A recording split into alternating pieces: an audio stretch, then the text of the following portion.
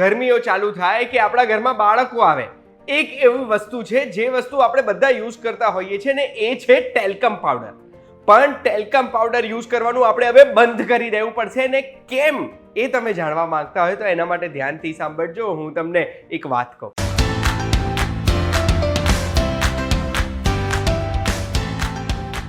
એક વાત કહું, આપનું સ્વાગત છે. મારું નામ છે ગુંજ ઠક્કર અને international agency four research on cancer, જે વર્લ્ડ હેલ્થ ઓર્ગેનાઇઝેશનની કેન્સર રિસર્ચની એજન્સી છે, એમણે 5મી જુલાઈ 2024ના દિવસે આપણને એક રિસર્ચના માધ્યમથી જણાવ્યું કે ટેલ્ક કે પછી ટેલ્કમના લીધે ઓવેરિયન કેન્સર એટલે ઓવરીનું કેન્સર થઈ શકે છે. હવે આ રિસર્ચમાં એવું કીધું છે કે પ્રોબેબિલિટી ઓફ કેન્સર એટલે કેન્સર થઈ શકે છે.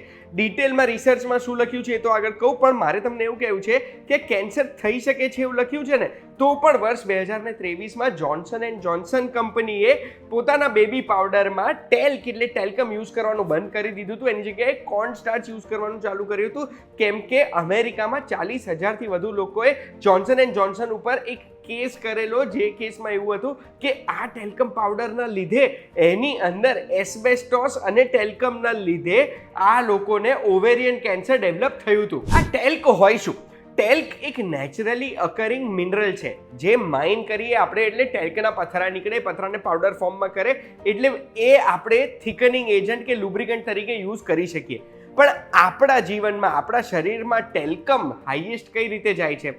તો જ્યારે માઇન થતું હોય ત્યારે વર્કર્સના શ્વાસમાં જતું રહે, કે પછી એને પાવડર ફોર્મમાં કન્વર્ટ કરતા હોય કે અલગ અલગ ઇન્ડસ્ટ્રીઝ જ્યારે ટેલ્કમ વાપરે છે ત્યારે શ્વાસમાં જાય. પણ આપણા સૌના શ્વાસમાં, શરીરમાં ટેલ્કમ સૌથી વધુ ક્યારે જાય? તો ટેલ્કમ બેબી પાવડરમાં કોર્નસ્ટાર્ચની જોડે મળીને યુઝ કરવામાં આવતો હોય છે. ઘણા બધા પ્રોડક્ટ છે આ યુઝ કરવાનો બંધ પણ કરી દીધો છે. અને એના સિવાય મેકઅપના ઘણા બધા સામાનમાં મેકઅપનું ટેક્સચર સુધારવા માટે, મેકઅપ ઇવનલી લાગે એના માટે, કે પછી મેકઅપમાં કેકિંગ ના થઈ જાય એના માટે આ ટેલ્કમ પાવડરનો યુઝ કરવામાં આવે છે. પછી સેરામિકની વસ્તુઓમાં, પેન્ટમાં કે રૂફિંગ મટીરિયલમાં પણ ટેલ્ક યુઝ કરવામાં આવે છે.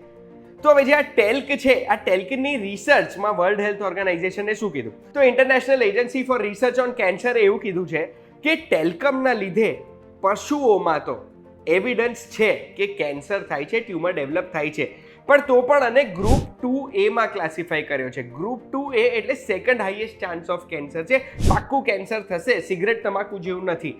પણ તો પણ આવું રિસ્ક શું કામ લેવું?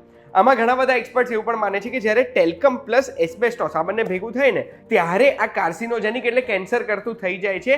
પણ તો પણ ટેલ્કમને ઘણા બધા ફેફસાના રોગ, ફેફસાનું કેન્સર કે ઓવરીનું કેન્સરમાં જોડાયેલું છે ને એવી ઘણી બધી રિસર્ચ પણ મને મળી છે. વર્ષ 1993માં નેશનલ ટોક્સિકોલોજી પ્રોગ્રામ સ્ટડીએ લગભગ 100 ઉંદર લીધા હતા. આ 100 ઉંદરમાંથી 50 મેલ હતા, 50 ફિમેલ હતા, અને એમને આખા અઠવાડિયામાં 5 દિવસ માટે રોજે 6 કલાક માટે શ્વાસમાં આ જ ટેલ્કમ, એસ્બેસ્ટોસ વગરનું ટેલ્કમ એમને શ્વાસમાં સૂંઘાડ્યું હતું. એટલે એમની હવામાં ટેલ્કમ હોય એવું કરેલું.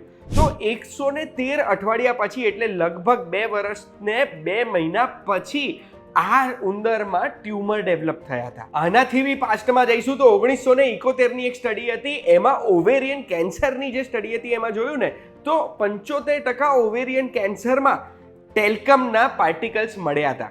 એટલે 4માંથી 3 જણાના ઓવેરી કેન્સરમાં ટેલ્કમ પાર્ટિકલ્સ દેખાયા હતા. પછી અમેરિકન કેન્સર સોસાયટીની એક સ્ટડી મને મળી છે, એમાં ટેલ્કમમાં એસ્બેસ્ટોસ એડ થયેલું હોય તો એ 100% કેન્સર કરે જ છે. પણ ટેલ્કમ એકલું હોય તો પણ એવિડન્સ છે કે ટ્યુમર ડેવલપ થઈ શકે, કેન્સર થઈ શકે છે.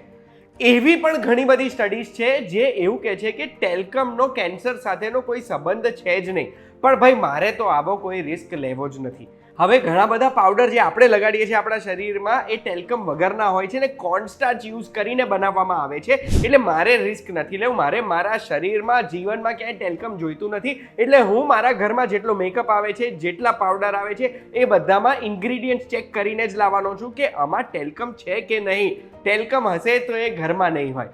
આશા રાખું છું આ વિડીયોની માહિતીથી તમને આ ટેલ્કમ પાવડર વિશે ઘણું બધું જાણવા મળ્યું હશે.